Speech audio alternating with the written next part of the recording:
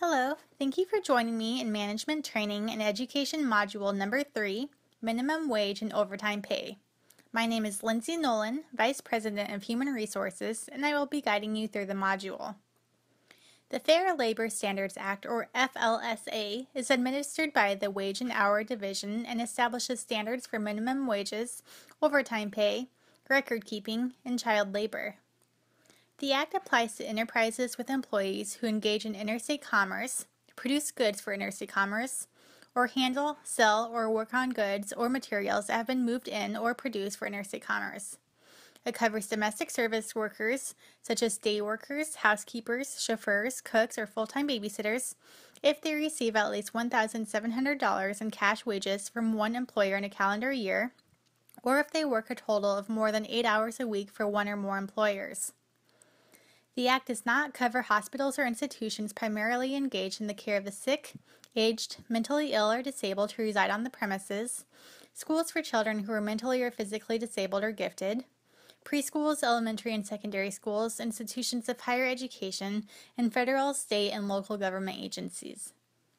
Because exemptions to the Act are narrowly defined, additional coverage information can be found by contacting the local Wage and Hour Division office. What are the basic provisions of the Fair Labor Standards Act? The Act requires employers of covered employees to pay a minimum wage of no less than $7.25 per hour. Youth under 20 years of age may be paid a minimum wage of no less than $4.25 an hour during the first 90 consecutive calendar days of employment with an employer. Employers may pay on a piece rate basis as long as they receive at least the equivalent of the required minimum hourly wage rate and overtime for hours worked in excess of 40 hours in a work week. Tipped employers may consider such tips as part of their wages, but employers must pay a direct wage of at least $2.13 per hour if they claim a tip credit.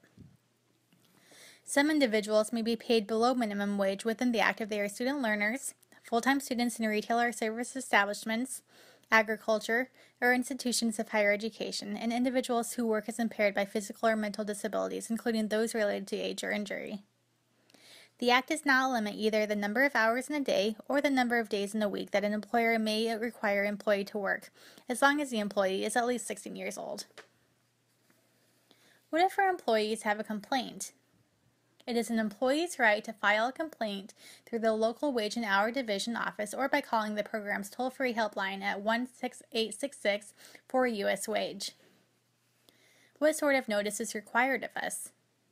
We must keep posted a notice explaining the Act in a place that employees are able to view and readily read it, in English and other languages if we choose to include. What record keeping is required? Every employer covered by the FLSA must keep certain records for each covered, non-exempt worker, including information about wages and hours.